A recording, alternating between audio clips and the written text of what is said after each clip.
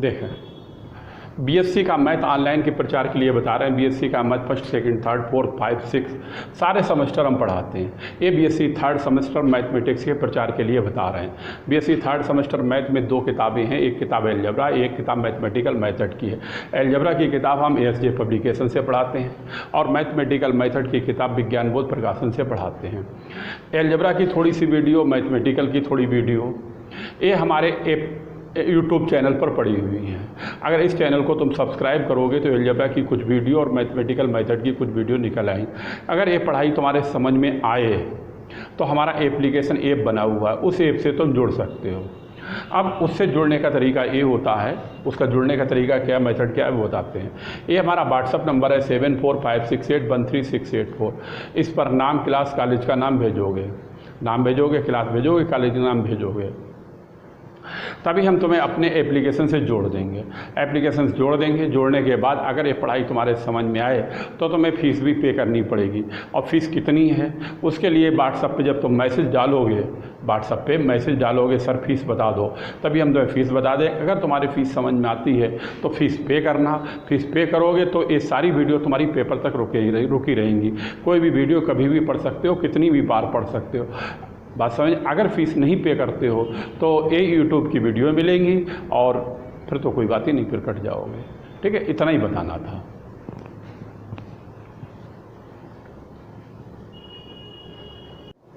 देखें, ये चैप्टर चल रहा है limit and continuity of two variable, chapter number 1। कल इसके एग्जाम्पल 9 हमने करा दिए थे, एग्जाम्पल 10 कराने जा रहे हैं। पेज नंबर 15 वैसे ही निकलेगा जैसे पीछे वाला निकला था। अब समझो इसके लिए। अब इसमें क्या कह रहा है, शो दैट, यहाँ पर शो करना है, प्रूव करना है function F x Y is not differentiable at the origin. यानी कि ये नॉट डिफरेंशिएबल को प्रदर्शित कर रहा है, किस पे कर रहा है, ओरिजिन पर। तो नॉट डिफरेंशिएबल के लिए हम डिफरेंशिएबल का फार्मूला एट दी ओरिजिन पर लिखेंगे। लिखने के बाद अगर उसका आंसर 0 आ जाता है तो डिफरेंशिएबल कहलाएगा, 0 नहीं आता है तो नॉट डिफरेंशिएबल कहलाएगा। ठीक है, लिखते हैं, लिखो। काफ़ी क्वेश्चन करा चुके हैं इसलिए साथ में लिख लो। टेकिंग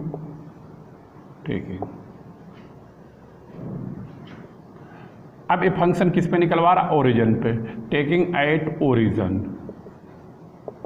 0, ठीक है। अब लिख लो फंक्शन इज डिफरेंशिएबल। अरे भाई, फंक्शन इज डिफरेंशिएबल और ये फार्मूला होता है limit h equal to 0, k equal to 0 और f h comma k minus f 0 comma 0 h f x 0 comma 0 k f y 0 comma 0 upon में होता है अंडर रूट का h square plus k square. ये formula differentiable का है। अगर इसका आंसर 0 के बराबर आ जाता है तो क्वेश्चन का आंसर डिफरेंशिएबल कहलाएगा। अगर 0 के बराबर नहीं आता है तो नॉट डिफरेंशिएबल कहलाएगा। और किस पर है, एट दी ओरिजिन पर। अब यहाँ पर ये चारों वैल्यू निकाली जाए, निकालने के बाद इसमें वैल्यू रखेंगे और फिर देखते हैं सलूशन क्या आता है। सबसे पहले एफ एच कामा के निकालें, ये निकालें एफ एच कामा के। और इसे निकालने के लिए इस फंक्शन में x की जगह पर h, y की जगह k रखेंगे, तभी ये हो जाएगा h की घात 3 प्लस k की घात 3 और अपान का हो जाएगा h माइनस k। ये हो जाएगा h की घात 3 प्लस k की घात 3 बटे h माइनस k। ठीक है, अब देखो इसके बाद अब निकालना है f 0 कामा 0, f 0 कामा 0। अब 0 कामा 0 का मतलब ये हुआ ए फंक्शन बराबर है। अब बराबर है तो h बराबर भी 0 है और k बराबर भी 0 है, यानी चाहे ऐसे समझ लो x बराबर 0 है, y बराबर 0। इसका डायरेक्ट आंसर दे रखा है, ये क्या कहलाएगा, 1। ये कहलाएगा 1। अब हम क्या निकालें, अब निकालें एफ एक्स 0, 0, एफ एक्स 0, 0। अब इसका फार्मूला भी लिमिट एच इक्वल टू 0 पे लिखते हैं, एच और के पे लिखते हैं। एच और के पर इसका फार्मूला हो जाता है एफ एच 0 माइनस एफ 0, 0 और अपान का होता है एच, ये इसका फार्मूला होता है। अब यहाँ पर पीछे काफ़ी बार बता चुके हैं, सभी सारे क्वेश्चनों में आया है, ये आया है एफ एच 0। इसका मतलब है इसमें एक्स की जगह पर एच, बाई की जगह 0 रखेंगे, तभी ये आएगा एच की घात 3 प्लस 0 अपान में आएगा एच माइनस 0 माइनस एफ 0, 0 ए 1 है और अपान का है एच, अपान का है एच। समझ में आया? अब इसे सरल करें, अब सरल करें, सरल करने के लिए देखें, सरल करने के लिए लिमिट एच इक्वल टू 0। अब यहाँ से एच ले लें एलसीएम, या फिर एक एच से एक एच कट भी तो जाएगा, ये एच से एच कट जाएगा, मतलब लघुत्तम लोगे तो एक कट जाएगा तो कितना रह जाएगा एच स्क्वायर और -1 बटे का आएगा एच, ये आएगा, अभी लिख रहा है। अब देखो, अब ए आएगा, अब इसको सरल करें, सरल करने के लिए इसको एच से भाग कर दें, डिवाइड कर दें। अगर डिवाइड करते हैं एच इक्वल टू 0, ठीक है। अब तो एच बटे एच कितना हो जाएगा एच और माइनस का 1 अपान एच, 1 अपान एच। अब एच की जगह 0 रखें, एच की जगह 0 रखें, 0 माइनस 1 अपान 0, यानी -1 अपान 0 का मतलब हो गया -इन्फिनिटी, ये हो गया -इन्फिनिटी। बात समझ में आ गई? अब ए आ गया, अब निकालें एफ बाई 0, 0, ये है एफ बाई 0, 0। अब इसे निकालें तो इसका फार्मूला ये होता है, लिमिट पीछे कई बार बता चुके हैं, एफ 0, के माइनस एफ 0, 0 और अपान का होता है के। अब वैल्यू रखें तभी ये हो जाएगा लिमिट के इक्वल टू 0। अब 0, के निकालने के लिए इसमें x की जगह पे 0, बाई की जगह के लिखेंगे, तभी ये हो जाएगा 0 प्लस के की घात 3 बटे 0 माइनस के। एफ 0, 0 की वैल्यू 1 है तो ये 1 आएगा और अपान का हो जाएगा के, अपान का हो जाएगा के, तभी ये आएगा लिमिट के इक्वल टू 0। अब ऊपर के क्यूब है, नीचे के है, तो एक के से एक कट जाएगा, माइनस का आएगा के स्क्वायर -1 बटे का आएगा के, माइनस का आएगा के। देखो यहाँ पर एक के से एक के कट गया, के स्क्वायर -1 बटे का के आएगा। अब इसमें के की जगह पर 0 रखें, के की जगह 0 रखें तो 0 माइनस का 0 -1 बटे 0, और ये -0 का कोई मतलब ही नहीं, 1 अपान 0, ये हो जाएगा माइनस का इन्फिनिटी, ये हो जाएगा माइनस का इन्फिनिटी। अब देखें यहाँ पर लिमिट, अब ये वैल्यू उठाकर इसमें रखें, एच इक्वल टू 0, के equal to 0। F H comma के है, एच कामा के की वैल्यू ए हो गई, एच की घात 3, एच की घात 3 प्लस के की घात 3 बटे एच माइनस के, माइनस एफ 0, 0 की वैल्यू 1 है तभी ये 1 हो गया, माइनस एफ एक्स 0, 0 की वैल्यू ए रही, ए रही, ए कितनी है -इन्फिनिटी, माइनस प्लस कर दें और ए हो जाएगा इन्फिनिटी, इन्फिनिटी गुणा एच इन्फिनिटी हो जाएगा। अब माइनस का के आएगा और एफ एक्स 0, 0 की वैल्यू रखें, एफ बाई 0, 0 की वैल्यू रखें, ये इन्फिनिटी है, ये इन्फिनिटी है तभी माइनस प्लस का इन्फिनिटी हो जाए, कि इन्फिनिटी से के की गुणा करो ये भी इन्फिनिटी हो जाएगा। अब देखो अपान में अंडर रूट का H square plus K square. अब अच्छी तरह से बात को समझो, इन्फिनिटी में कुछ भी जोड़ें, चाहे कुछ भी घटाएं, चाहे किसी से गुणा करें, कुछ भी करें, लेकिन वो क्या आता है, इन्फिनिटी ही आता है। इसलिए इस क्वेश्चन का आंसर जो आएगा वो क्या आएगा, इन्फिनिटी। बात समझ गए? इन्फिनिटी आने का मतलब है इन्फिनिटी से किसी की गुणा करो, चाहे कुछ जोड़ो, चाहे कुछ घटाओ, कुछ भी करो, लेकिन वो किसके बराबर आता है, इन्फिनिटी। और ए इन्फिनिटी आने का मतलब है ये आ गया इज नॉट इक्वल टू 0, और इज नॉट इक्वल टू 0 पर कहलाता है इज नॉट डिफरेंशिएबल, इसलिए ये हो गया is not differentiable at origin, at origin, ठीक है। और ए प्रूव करा रहा है, नोट कर लो, और ए प्रूव हो गया, उतार लो। अब इसके बाद एक्सरसाइज 1 कराएंगे, उतार लो इसे तो ही बताएं।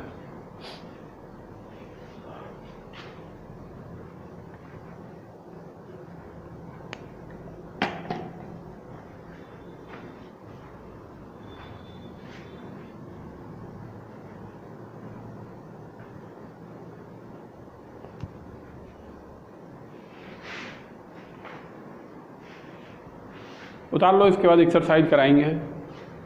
और तुम्हें बता दें, समझ लो बात के लिए, हाँ, ये वीडियो हमारी यूट्यूब पे पड़ी हुई है और ये हमारा चैनल पेड चैनल है। इसमें पेमेंट पे करोगे पूरा क्लास मिलेगा। इसमें शुरू में क्लिप लगी हुई है 1 मिनट 1.5 मिनट की, उसमें बताया गया है। एक किताब मैथमेटिकल मेथड की विज्ञान बोध प्रकाशन से पढ़ाई गई है। दूसरी किताब लीनियर अलजेब्रा की है। वो किताब एसजे पब्लिक, लीनियर अलजेब्रा की नहीं, अलजेब्रा है, उसकी किताब एसजे पब्लिकेशन से पढ़ाई गई है। उसकी किताब एसजे पब्लिकेशन से पढ़ाई गई। इस किताब की थोड़ी वीडियो, यानी ये पूरा चैप्टर, इस किताब की भी थोड़ी वीडियो, अलजेब्रा की भी थोड़ी वीडियो हमारे यूट्यूब चैनल पर पड़ी हुई है। अगर ये पढ़ाई तुम्हें समझ में आए तो व्हाट्सएप पे मैसेज डालोगे और हम तुम्हें ऐप से जोड़ देंगे। हमारा एप्लीकेशन बना हुआ है, उसमें जैसा बताया गया है कि फीस के लिए डालोगे तभी हम तुम्हें फ़ीस भी बता देंगे। फ़ीस पे करोगे तो ये सारी वीडियो तुम्हें मिल जाएंगी। और यही हमारा पैटर्न है, 1 बाय 1 क्वेश्चन हम कराते हैं। जितने भी क्वेश्चन है वो एक ही एक कराते हैं, ठीक है। यही इसी पैटर्न से कराते हैं, ठीक है। क्लास समझ में आए तो क्लास लेना, नहीं समझ में आए रिमूव हो जाओगे। ये वीडियो डेमो के लिए जो है यूट्यूब चैनल पर पड़ी हुई है, ठीक है। और बताएं, ये जो वीडियो है इसके लास्ट में सिलेबस की भी क्लिप लगी हुई है। वैसे तो एनईपी के अंतर्गत पूरी यूपी का सिलेबस एक हो गया है, लेकिन जिसके मन में अगर कोई डाउट हो तो वो लास्ट में, जैसे ये वीडियो जब ख़त्म होगी उसके लास्ट में 1-1 मिनट की 2 क्लिपें पर लगी हुई हैं, जैसे मैथमेटिकल मेथड और अलजेब्रा का सिलेबस लगा हुआ है। अगर एक सिलेबस मिला लेना, अगर सिलेबस मिल जाता है तो क्लास लेना चाहो क्लास ले सकते हो, ठीक है। नहीं लेना चाहो कोई बात ही नहीं, ठीक है। बस इतना ही बताना था। अब हम तुम्हें एक्सरसाइज कराने जा रहे हैं, ठीक है।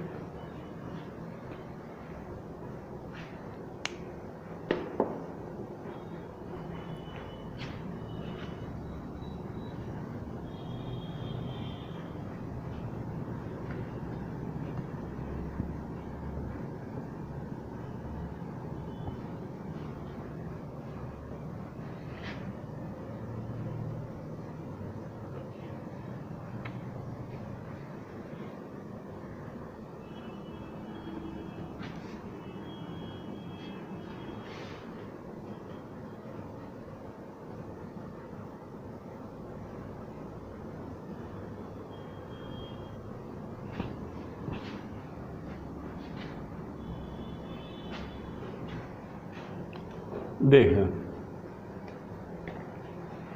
अब यहाँ पे डाल देते हैं एक्सरसाइज 1 है, ये लिख देते हैं, ठीक।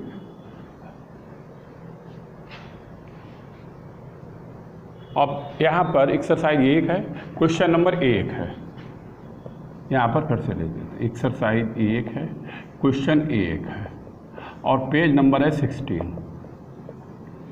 क्वेश्चन सरल है, कह रहा है, पहला क्वेश्चन है इफ x, y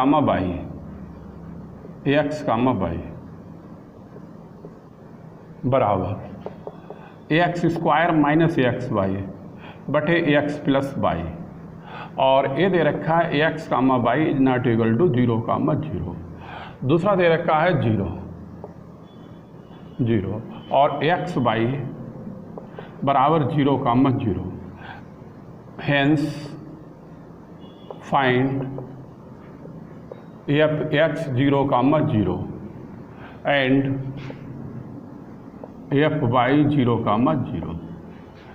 देखो, अब तो काफ़ी एग्जाम्पल कर चुके हो, मेथड खूब समझ में आ रहा होगा। ये क्वेश्चन दिया हुआ, पहला क्वेश्चन है एक्सरसाइज का, ये पढ़ा हुआ है, इसी तरह से हम सभी में डाल देते हैं। फाइंड करना है f(x) 0, 0 और f(y) 0, 0, ये निकालना है। अब इसका निकालने का तुम्हें तरीका बताते हैं। f(x) 0, 0, इसका फार्मूला हमने तुम्हें बता रखा है, limit del X equal to 0, F del X comma 0 minus F 0 comma 0 बटे का डेल एक्स। इस रूम में फार्मूले लिखे हुए हैं तुम्हारी कॉपी पे। अब लिमिट है del X equal to 0, F del X comma 0, इसे निकालने के लिए इस वाले फंक्शन में एक्स की जगह डेल एक्स और वाई की जगह पर 0 रखेंगे, तभी ये हो जाएगा डेल एक्स का स्क्वायर, और वाई की जगह 0 रखेंगे, ये पर 0 हो जाएगा, ये हो जाएगा del x plus 0 minus F 0 comma 0 की वैल्यू 0 है और अपान का है डेल एक्स। इसको अगर लिखोगे तो इस तरह से लिखोगे डेल एक्स इक्वल टू 0, ऊपर डेल एक्स का स्क्वायर है, नीचे del x into del x का मतलब है डेल एक्स का स्क्वायर, इससे ये कट जाएगा, कुछ बचेगा ही नहीं, 1 बचेगा, और इस तरह से इसका आंसर जो है क्या कहलाएगा, 1 कहलाएगा।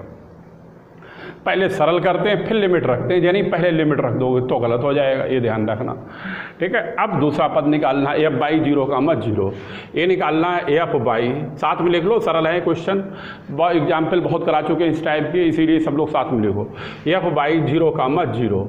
अब इसका फार्मूला होता है limit del y equal to 0, f 0 comma del y minus F 0 comma 0 upon का होता है डेल वाई, ये इसका फार्मूला कहलाता है।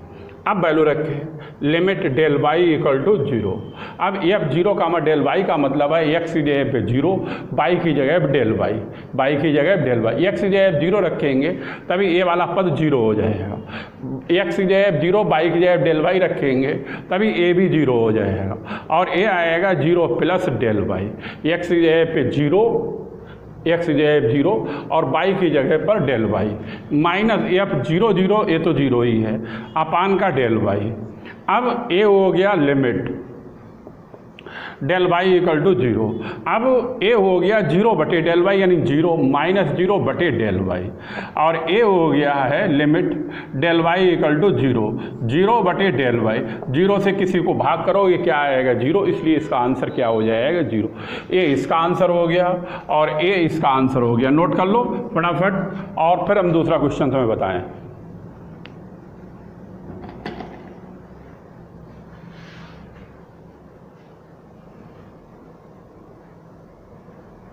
उतार लो इसे।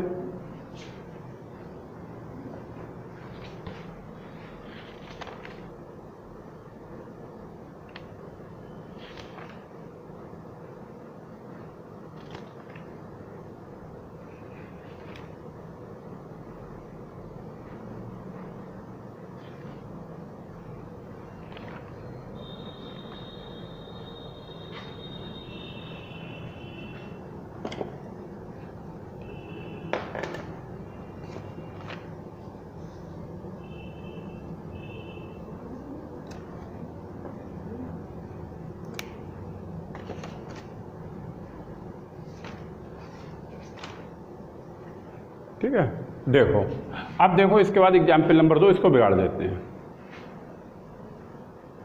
लिख लिया, ठीक।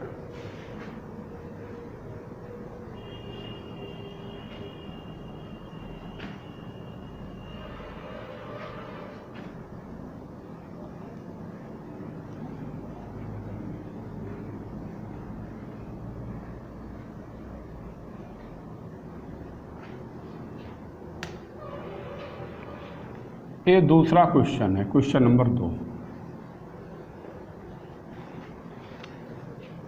क्वेश्चन नंबर 2 में ये कह रहा है examine the differentiability,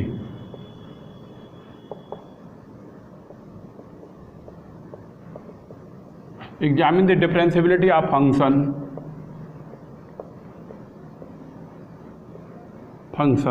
at origin where f x y बराबर एक्स वाई स्क्वायर बटे x square plus y square, और एक्स वाई बराबर is not equal to 0 comma 0, और ए 0 है, x y equal to 0 comma 0 ये है, ठीक है। देखो अब यहाँ पर एग्जामिन करना, एग्जामिन शब्द जो है एग्जाम से बना है। एग्जाम का मतलब परीक्षा देना, एग्जामिन का मतलब है परीक्षण करना। The differentiability of the function at the origin, ये बताना है ये फंक्शन ओरिजिन पर डिफरेंशिएबल है या नहीं है। ठीक, ऐसे बहुत एग्जाम्पल निकाल चुके हैं। अब लिखते हैं, ठीक है। हाँ, अब किस पे निकालना है फंक्शन? एट द ओरिजिन पे लिख देते हैं, टेकिंग फंक्शन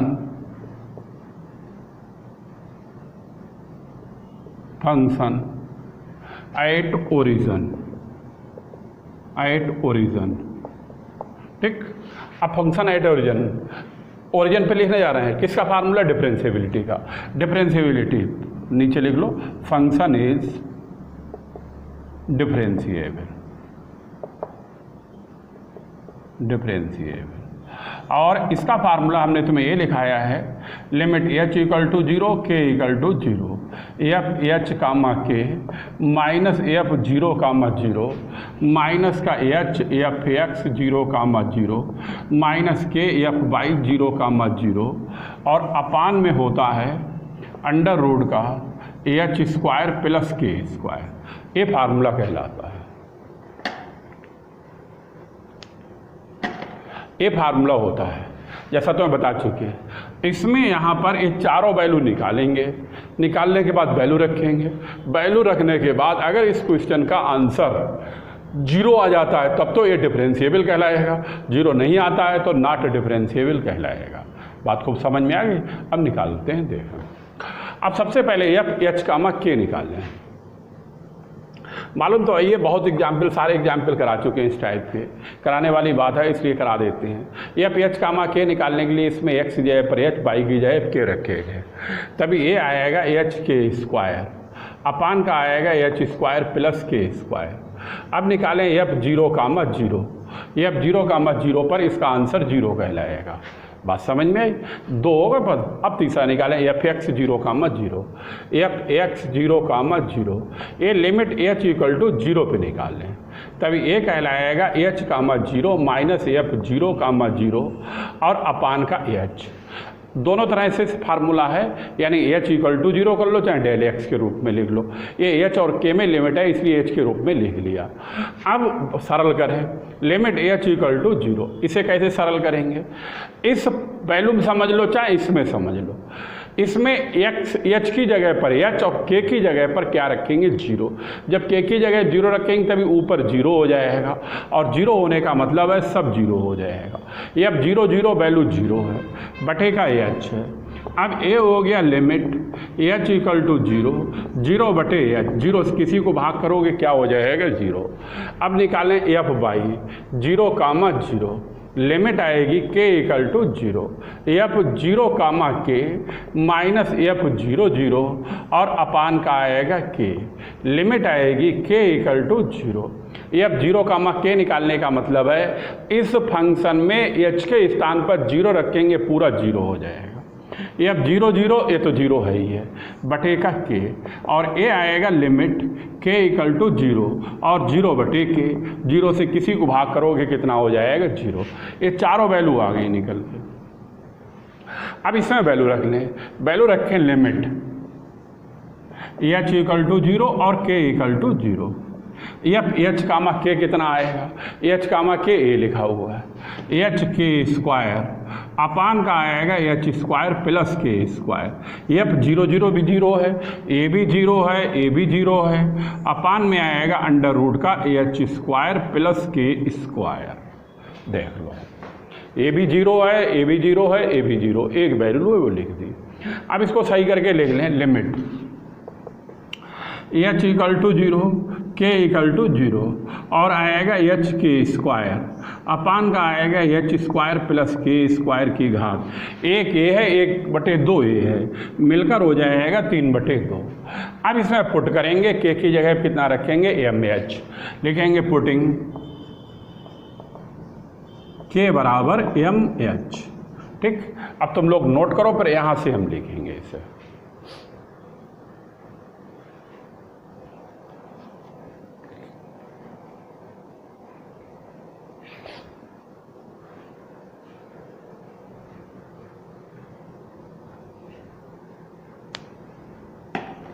उतार लो इसे।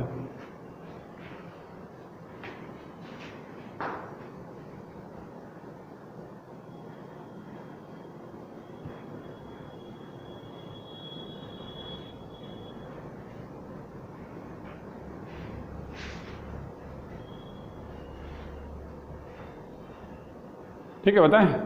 अब इधर का हटा देते हैं। तो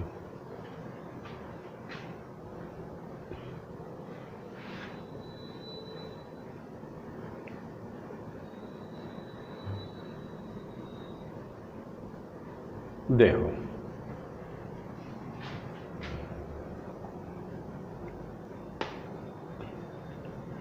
अब देखें यहां पर लिमिट तो हमारे पास ए ही है, AH equal to 0, K equal to 0। अब K की जगह अब जब MH रखेंगे तब EH आएगा और M स्क्वायर और AH स्क्वायर आएगा, अपान आएगा AH square plus M square AH square की घात हो जाएगी 3/2। अब K का मान रख लिया है, इसलिए ये लिमिट K की नहीं आएगी। क्यों? इसमें जब K है ही नहीं तो K आएगा क्यों? अब लिमिट लिखते हैं H इक्वल टू 0। ये हो गया M स्क्वायर H की घात 3 और इसमें से H स्क्वायर बाहर निकालेंगे, ऊपर 3/2 है, इसलिए H की घात 3 हो जाएगा। 1 प्लस M स्क्वायर की घात 3/2, इससे A कट जाएगा। अब इसमें H बचा ही नहीं, क्या बचा? M स्क्वायर बटे 1 प्लस M स्क्वायर की घात 3/2 और A कहलाएगा इज नॉट इक्वल टू 0। और इज नॉट यानी ये 0 के बराबर नहीं है। जब 0 के बराबर नहीं है तो फंक्शन कहलाएगा इज नॉट डिफरेंशिएबल। लिख लो, hence function is not differentiable.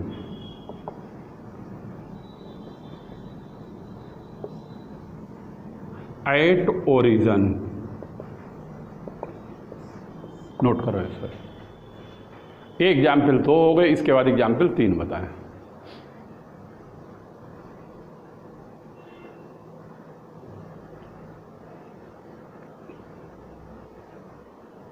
उतार लो और एग्जाम्पल 3 ये पीछे है, हम तुम्हें बता देते हैं कौन सा क्वेश्चन है और वो हम तुम्हें बताते हैं। Example 3 continuous not differentiable at the origin. ये एग्जाम्पल 5 है, x³ माइनस y³ बटे x square plus y square is not equal to 0, function is not differentiable. ठीक है,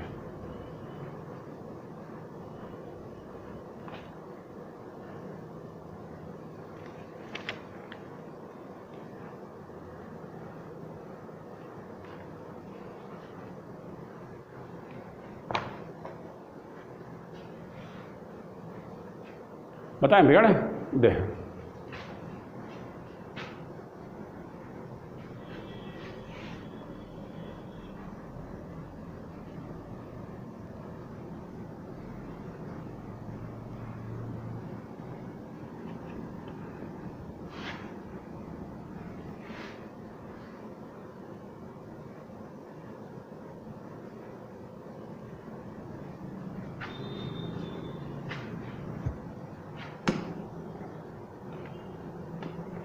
एग्जाम्पल 3 तीसरा है f(x(y) बराबर x की घात 3 माइनस y की घात 3 अपान x square plus y square. X Y is not equal to 0, और ये 0 है, एक्स वाई इक्वल टू 0, 0। अब कह रहा है then so that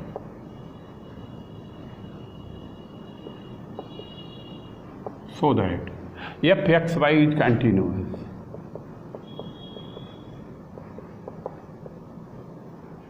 but not differentiable at origin,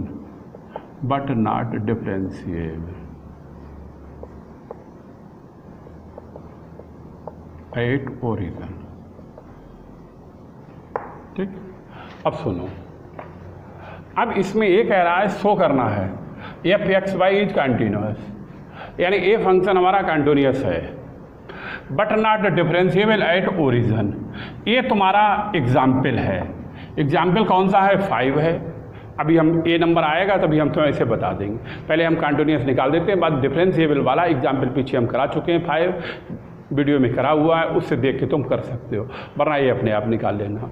ठीक है, करा हुआ है, बिल्कुल सेम है, अभी हम लिख देंगे उससे। पहले कंटिन्यूस निकाल दें, लिखते हैं फंक्शन इज कंटिन्यूस के लिए तो हमें मालूम है, सबसे पहले ए हल कर लेते हैं। Limit x equal to 0 y equal to 0 f x y. अब इसमें x और y की जगह 0 0 रखेंगे तभी एफ 0 0 हो जाएगा। एफ 0 0 की वैल्यू ये कितनी दे रखी है 0। अब ए वैल्यू दे रखी है 0। अब दूसरा पद निकालें, x equal to 0 y equal to 0 f x y. अब इसे हल करने के लिए x equal to 0 y equal to 0। अब की फंक्शन ऊपर वाला ले लें, x की घात 3 माइनस बाई की घात 3 बटे x square plus by square, ये वाला फंक्शन ले लें।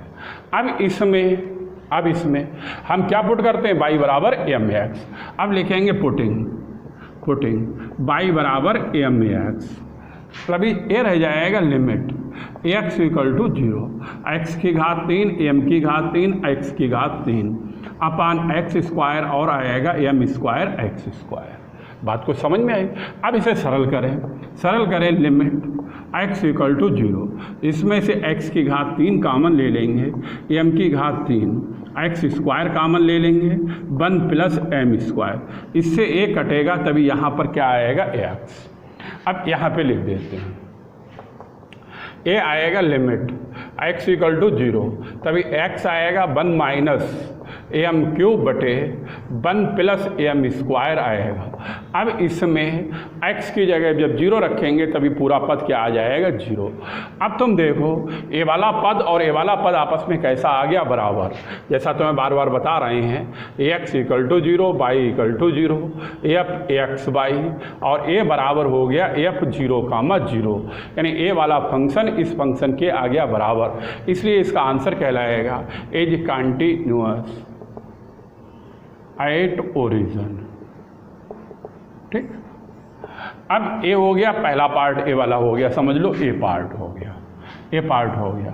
बी पार्ट है, ए है डिफरेंशिएबल, इसमें निकालना है डिफरेंशिएबल, और ए तुम्हारा है एग्जाम्पल 5, और पेज नंबर भी लिख देते हैं, अभी देख के लिखते हैं।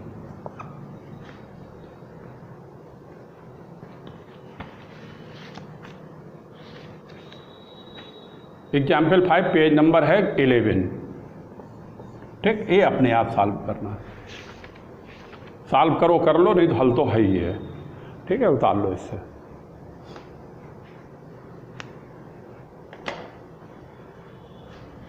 हो गया पूरा, ठीक, उतार लो इसे, बताएं फिर आगे।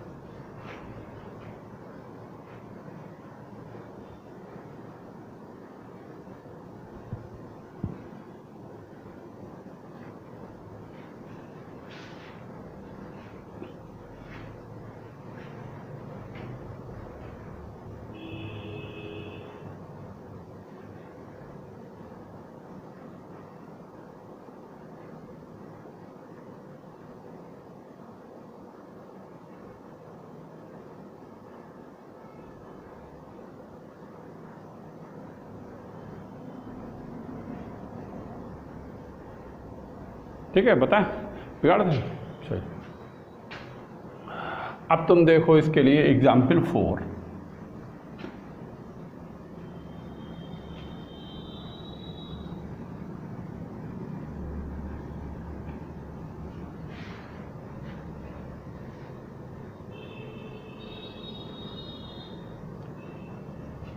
अब ये क्वेश्चन नंबर 3 हो गया है। अब क्वेश्चन 4 देखो।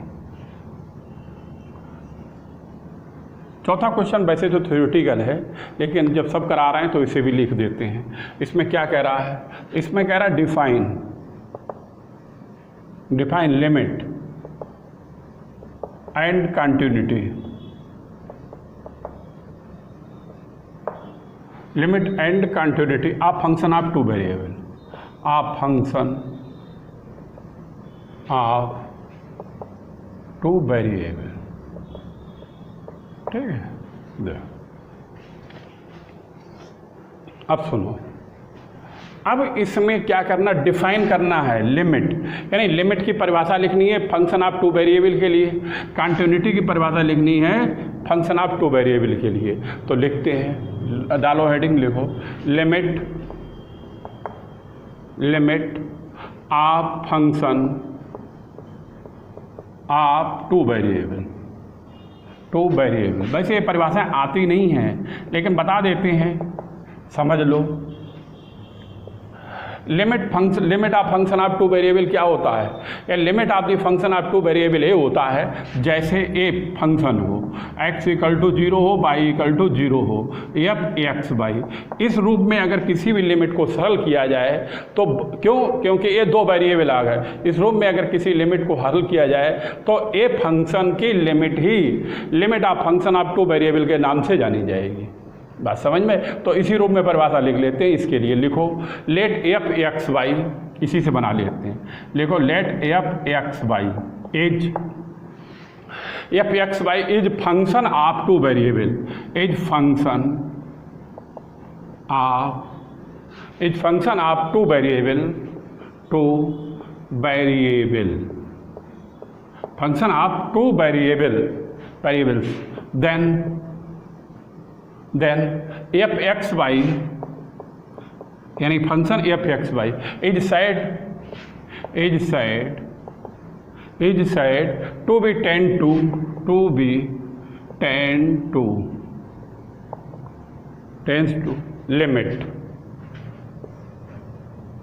limit of function of two variable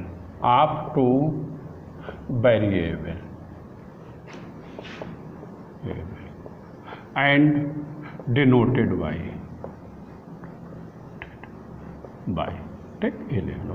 और कुछ मान सकते हो या से भाई से लिख लो, ठीक, ये परिभाषा होगी। समझ में आ गया होगा, लेकिन कुछ यानी कि अगर अभी अव्वल तो आएगी ही नहीं परिभाषा, इसमें से किताब में से ना के बराबर आएंगी, कोई दूसरी किताब है अलजेब्रा उसमें से आएंगी, ठीक है, हाँ, उसमें परिभाषाएँ काफ़ी हैं। अगर आ भी जाती है तो तुम इसको बना के लिख सकते हो, कोई इसमें दिक्कत नहीं। अब तुम्हें continuity of function of two variable बताते हैं। Continuity of function of two variable. अब इसे समझो, continuity of function of two variable क्या होता है, जैसे फंक्शन कभी भी कंटिन्यूअस हो तो उसमें क्या होगा, ए होगा, लिमिट जैसे x = a, y = b हो और f(x)(y) हो। अगर x y की लिमिट रखें तो क्या हो जाएगा, a भी हो जाएगा। अगर ये दोनों फंक्शन बराबर हो जाते हैं तो फंक्शन हमारा कंटिन्यूअस कहलाता है, अगर ये बराबर नहीं होते हैं तो क्या कहलाएगा, डिसकंटिन्यूअस कहलाएगा। बात समझ में आई? और यही कंटिन्यूटी का है टू वेरिएबल का। टू वेरिएबल क्यों है, क्योंकि ये दो फंक्शन है, एक x है एक y है, इसीलिए ये टू वेरिएबल का क्वेश्चन कहलाता है। बात समझ में आई? अब इसी के ऊपर बना के एक परिभाषा लिख देनी है। लिखो लेट f(x)(y), लिखो साथ में लेट f(x)(y) यानी फंक्शन लिया f(x)(y) is a real valued function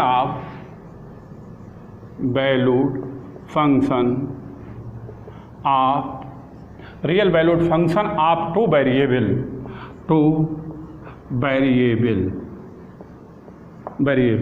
then f(x)(y) is said to be continuous at the point a, b. Hence, it can be written as, और ए लिखो, ए लाओ ऊपर लिख दे, जगह तो है अब ऊपर काफ़ी, ऊपर लिख देते, limit x = a, y = b और f(x)(y) बराबर f(a)(b), ठीक। अगर ए फंक्शन देखो यही लिखा हुआ है, let F x Y is a real valued function, a real valued function of two variable है, then F x Y is said to be continuous, ये फंक्शन कंटिन्यूअस कहलाएगा, किस पे कहलाएगा, ए और बी पर, hence it can be written as, और इसको इस तरह से लिख सकते हैं। ठीक, नोट कर लो, ए क्वेश्चन नंबर 4 हो गया। 4 में दोनों परिभाषाएं हो गई, पहली हो गई और दूसरी हो गई। उतार लो, अब इसके बाद 5वां बताएं क्वेश्चन, किसका रह गया हो फटाफट उतारो इसे। आगे वाला क्वेश्चन ट्रू फॉल्स का है, नोट कर लो, बताएं वो।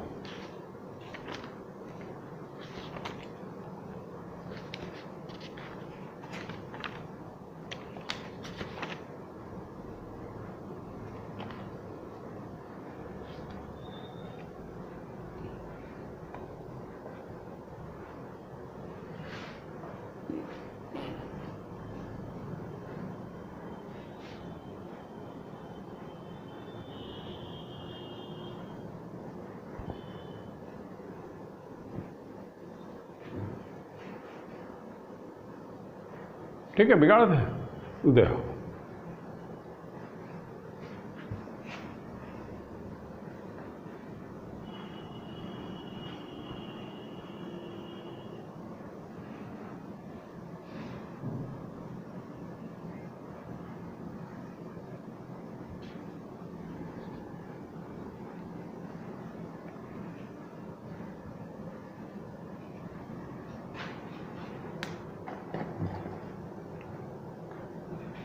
क्वेश्चन नंबर 5, 5वां क्वेश्चन ये ट्रू फॉल्स का है।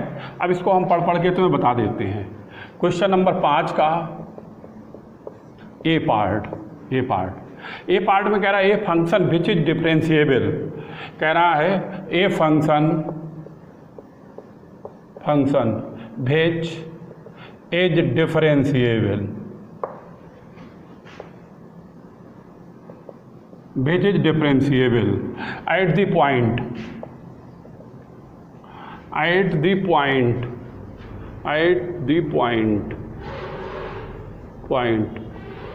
possess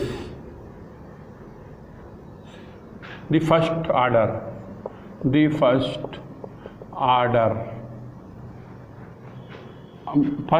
partial derivative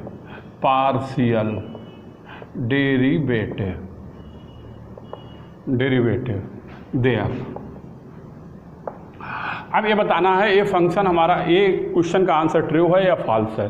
कह रहा है ये फंक्शन विच इज डिफरेंशिएबल, अगर कोई फंक्शन डिफरेंशिएबल हो एट दी पॉइंट, उसी पॉइंट पर फर्स्ट ऑर्डर पार्शियल डेरिवेटिव, यानी फर्स्ट ऑर्डर पार्शियल डेरिवेटिव का मतलब है, यानी फर्स्ट ऑर्डर पार्शियल डेरिवेटिव का मतलब है एक बार अवकलन, यानी कि वन टाइम डिफरेंशिएशन, पार्शियल जानते हो, पार्शियल डिफरेंशिएशन जिसे कहते हैं, यानी वन टाइम का पार्शियल डिफरेंशिएशन और डिफरेंशिएबल ये क्या होंगे, आपस में बराबर होंगे, तो इसका आंसर क्या हो गया, ट्रू। ये क्या हो गया, ट्रू। इस तरह से इसका आंसर हो गया। अब बी पार्ट देखो इसका, बात समझ में आई, यानी फर्स्ट ऑर्डर पार्शियल डेरिवेटिव हो चाहे डिफरेंशिएबल शब्द का मतलब ही डिफरेंशिएशन से बना है, डिफरेंशिएशन हो चाहे पार्शियल डेरिवेटिव डिफरेंशिएशन एक ही बात है। ठीक है, अब भी सेकंड पार्ट देखो। सेकंड पार्ट में ये कह रहा है, सेकंड पार्ट में कह रहा है if a function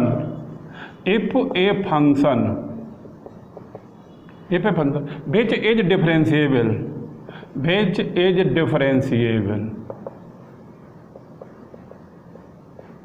which is differentiable at a point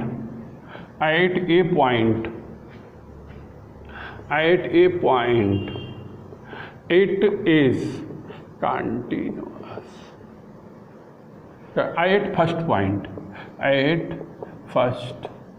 point अब इसका मतलब समझो, यानी कहने का मतलब ये है if the function which is differentiable, अगर कोई फंक्शन डिफरेंशिएबल है एट दी पॉइंट, उसी पॉइंट पर इज कंटिन्यूअस, और क्या होगा, कंटिन्यूअस भी होगा।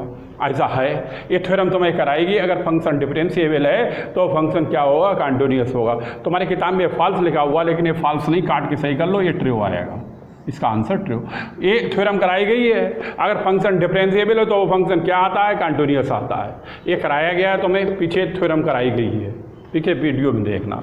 अब सी पार्ट देखो इसका, सी पार्ट है सी पार्ट दी फंक्शन दे रखा है एफ एक्स वाई बराबर एक्स वाई बटे x square plus y square पर अंडर रूट है, और x Y is not equal to 0 0 है, और ए 0 है, और एक्स वाई इक्वल टू 0 0 है। आगे कह रहा है is continuous at origin, is continue at origin. ठीक है, अब देखो वैसे तो इसे निकालना पड़ेगा, हल करना पड़ेगा। अगर इसका आंसर कंटिन्यूस आ गया तो कंटिन्यूस हो जाएगा, नहीं आ गया तो नॉट आ गया। लेकिन ये तुम्हारा हल है कापी पे, ये क्वेश्चन हल कहाँ पे है? ये है एग्जाम्पल नंबर 7, एग्जाम्पल 7, और पेज नंबर कितने पर है? 13 पे। चेक कर लो, उस पर हल है, और इसका आंसर कंटिन्यूस आता है, इसलिए इसका आंसर क्या कहलाएगा? ट्रू। हम चेक भी कर लेते हैं एक बार दोबारा। हाँ, 13 एग्जाम्पल बिल्कुल यही है, एक्स वाई बटे ए है, इसमें कंटिन्यूस भी निकलवा रहा है और नॉट डिफरेंशिएबल निकलवा रहा है, लेकिन यहाँ पर केवल कंटिन्यूस के लिए पूछा है, इसलिए एग्जाम्पल 7 पेज नंबर 13 पर है, निकली हुई है, इसलिए डायरेक्ट इसका आंसर क्या लिख दिया हमने? ट्रू लिख दिया। वैसे ये निकालना पड़ता है। ठीक है, अब अंतिम पार्ट रह गया डी पार्ट कह लो चाहे चौथा पार्ट कह लो। कह रहा है f x y and g x y are differentiable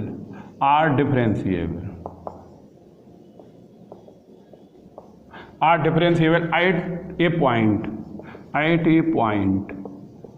A comma b then f upon g is also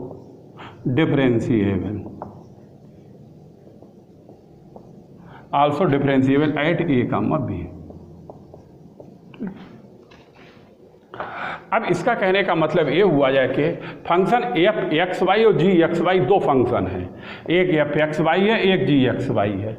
are differentiable यानी दोनों डिफरेंशिएबल हैं किसी एक पॉइंट पर क्या है? डिफरेंशिएबल। अगर ये दोनों फंक्शन डिफरेंशिएबल हैं तो एफ बटे जी हो चाहे एफ इंटू जी हो, दोनों फंक्शन इसके क्या कहलाएंगे? डिफरेंशिएबल कहलाएंगे। यही इन्होंने कहा f x y g x y differentiable at the point a comma b, a function इस पर क्या है? डिफरेंशिएबल है। तो कहने का मतलब f upon g is also differentiable, तो ये फंक्शन डिफरेंशिएबल होगा। हाँ, एफ अपॉन जी भी डिफरेंशिएबल होगा। अगर एफ इंटू जी लिखा होता वो भी फंक्शन क्या होता? डिफरेंशिएबल होता। इसलिए इसका आंसर क्या कहलाएगा? ट्रू कहलाएगा। बात समझ में आई? यानी कि जितने भी फंक्शन हैं सब अगर डिफरेंशिएबल हैं तो उसकी मल्टीप्लिकेशन हो चाहे डिवीजन हो, सारा का सारा क्या कहलाएगा? डिफरेंशिएबल ही कहलाएगा। ठीक, ये चारों तुम्हारे ट्रू फॉल्स भी हो गए। इस तरह से ये एक्सरसाइज पूरी हो गई। आगे का कल शुरू करेंगे नई वीडियो में। और तुम्हें बता दें, सुन लो 1 मिनट लिए, इसमें लास्ट में सिलेबस पड़ा हुआ है, मैथमेटिकल मेथड का भी सिलेबस है, और एलजेब्रा का भी सिलेबस है। लास्ट में क्लिप लगी हुई 1-1 मिनट का। अदर यूनिवर्सिटी वाला अगर कोई भी बच्चा है तो सिलेबस अपना चेक कर ले, अगर सिलेबस सेम हो तो कोर्स खरीदना चाहे तो खरीद सकता है। ठीक है, उसके लिए व्हाट्सअप नंबर शुरू में दिया हुआ है। ठीक, बाकी यही पैटर्न है, 1 बाय 1 क्वेश्चन तुम्हें इसी पैटर्न से मिलेंगे। ठीक, बस इतना ही बताना है, नोट कर लो।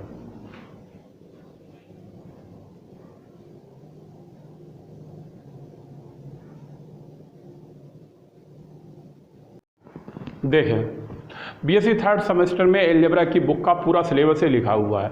यानी एनईपी के अंतर्गत जो नई शिक्षा प्रणाली आई है एनईपी, इसके अंतर्गत सारी यूनिवर्सिटियों का सिलेबस लगभग एक हो गया है। यानी 80% एक है, 20% अलग है। किसी भी बच्चे को अगर सिलेबस में कोई भी डाउट हो तो यहाँ से मिला सकते हो। यूनिट 1 है, 2 है, 3 है, 4 है, और पूरा एलजेब्रा का सिलेबस। इसी तरह से हम मैथमेटिकल मेथड का भी अभी सिलेबस डालेंगे। ठीक है, और मिला लेना। अगर ये कोर्स खत्म समझ में आए, इस सिलेबस से पढ़ना चाहो तो तुम हमारे व्हाट्सएप पे मैसेज डालोगे, पीछे दे ही रखा है, और हम तुम्हें ऐप से जोड़ देंगे। ठीक है, ये एलजेब्रा का सिलेबस है, 4 यूनिटें लिखी हुई, पहली, दूसरी, तीसरी और चौथी, ये सब कुछ लिखा हुआ, अपना चेक कर सकते हो।